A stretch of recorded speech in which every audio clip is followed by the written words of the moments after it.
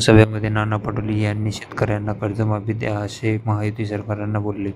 तर व्हिडिओमध्ये शेवटपर्यंत पहा. व्हिडिओमध्ये भाषण त्यांचे नाना पटोले यांचे आहे. लाईक करा, शेअर करा आणि सबस्क्राईब नक्की करा.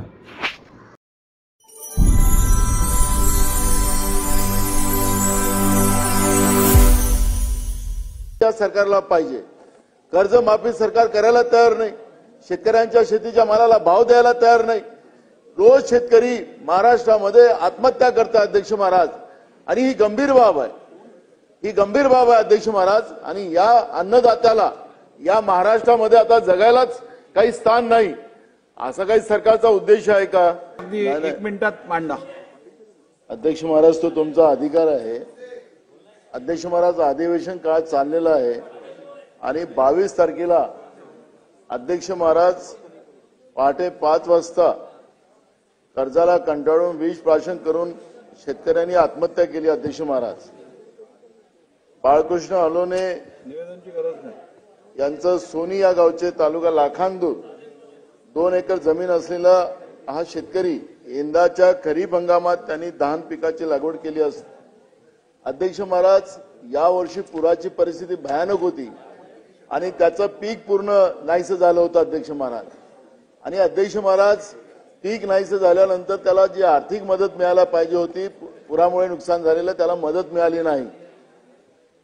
मुलाबाळांचं आयुष्य पूर्ण वर्ष कसं काढायचं आणि घेतलेलं कर्ज कसं परत करायचं, आणि याच्याने या शेतकऱ्यांनी आत्महत्या केली.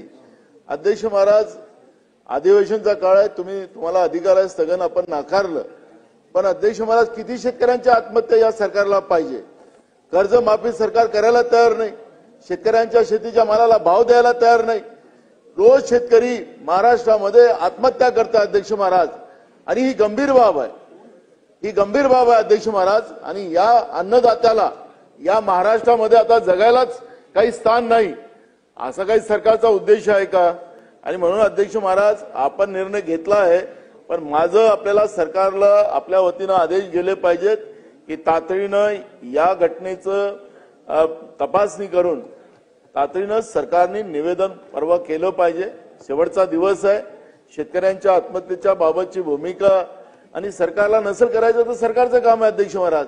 पण माझा एक सवाल नेहमी राहील अध्यक्ष महाराज, या सरकारला शेतकऱ्यांच्या किती आत्महत्या पाहिजे, तेव्हाच हे सरकार शेतकऱ्यांचं कर्ज माफ करेल आणि शेतकऱ्यांच्या जीवनामध्ये अत्यानंद निर्माण करेल. हा माझा सवाल नेहमी राहील अध्यक्ष महाराज. आपण दिलेल्या माहितीची शासनाने नोंद घेऊन उचित कारवाई करावी.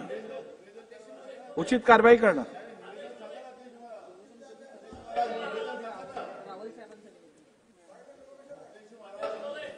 असं काय करतात? 2 दिवस राहिले आहेत, आता निवेदन करायचं कुठे? ते उचित कारवाई करतील. उचित कारवाई करतील. नाही केली उचित कारवाई तर पुढच्या अधिवेशनात मांडा.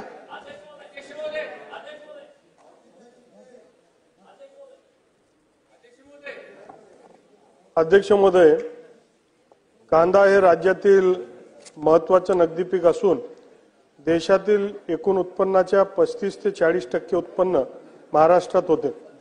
तसेच भारतातून होणाऱ्या निर्यातीमध्ये महाराष्ट्राचा सर्वसाधारण 40% इतका वाटा आहे. शेतमालाच्या आयात व निर्यातबाबत धोरण ठरविण्याची ही बाब केंद्र शासनाशी निगडीत आहे.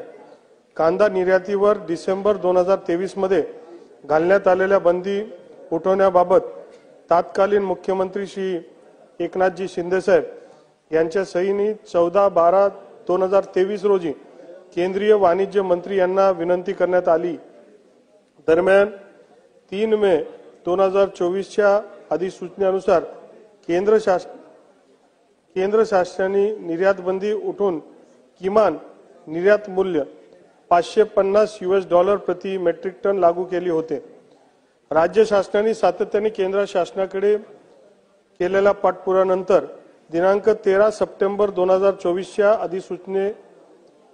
अधिसूचनेन्वये केंद्र शासनाने कांदा निर्यातीवरील किमान निर्यात मूल्य रद्द करून निर्यात शुल्क 40% वरून 20% केली होती.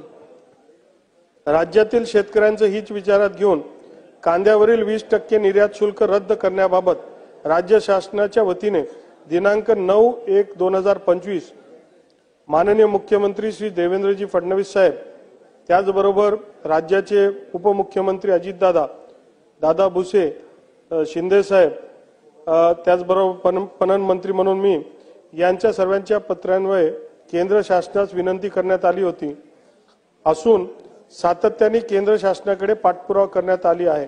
या संदर्भात विधिमंडळात सन्मान्य सदस्य श्री छगनजी भुजबळ साहेब तसेच इतर सन्मान्य सदस्यांनी उपस्थित केलेला विधानसभा तारांकित प्रश्न क्रमांक 58 वरील चर्चेवेळी निर्यात शुल्क रद्द करण्याची मागणी केली आहे।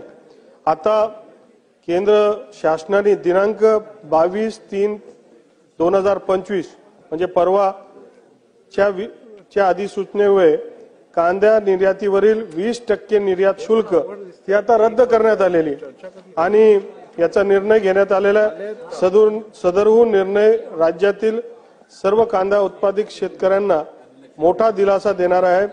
यास्तव मी राज्य शासनाच्या वतीने देशाचे लाडके पंतप्रधान व सर्व केंद्रीय मंत्रिमंडळ पीयूषजी गोयल यांचा आभार व्यक्त करतो।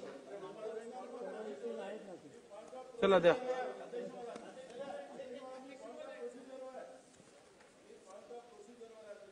बोला। अध्यक्ष महाराज, पणन मंत्र्यांनी आता केंद्र सरकारचं अभिनंदनाचं निवेदन या ठिकाणी केलेलं अध्यक्ष महाराज।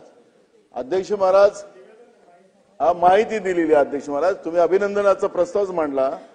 अध्यक्ष महाराज, ज्यावेळेस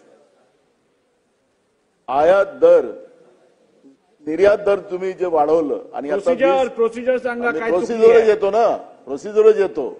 निर्यात दर जेव्हा वाढवलं त्यावेळेस प्रस्ताव आणायला पाहिजे होता ना, त्याचा निषेध करायला पाहिजे होता ना केंद्र सरकारचा। जे नुकसान झालं ते कोण भरून देणार शेतकऱ्यांचं? त्याचाही निषेधाचा ठराव मांडायला पाहिजे होता। मी आपल्याला केवळ प्रोसिजर काय चुकली ते सांगायची अनुमती दिली आहे। मांडलं एक मिनिटमध्ये या प्रोसिजरचा भाग असा अध्यक्ष महोदय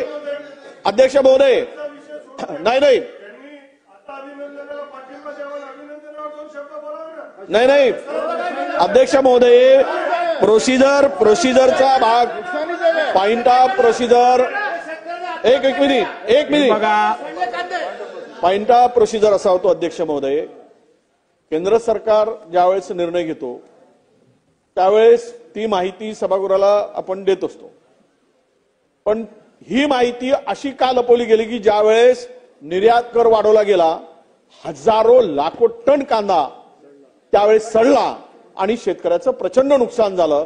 ती माहिती सुद्धा सभागृहाला द्यायला पाहिजे। ज्यावेळेस सभागृह सुरू होता अध्यक्ष महोदय, ज्यावेळेस हा निर्णय झाला डिसेंबरमध्ये, त्यावेळेस ही जर माहिती दिली असती, हा प्रोसिजरचा भाग आहे अध्यक्ष महोदय, की आपण कमी केला तर मांडतो आणि वाढवलं तर मांडत नाही किंवा माहिती देत नाही, हा प्रोसिजरचा भाग होतो। म्हणून आम्ही नानाभाऊंनी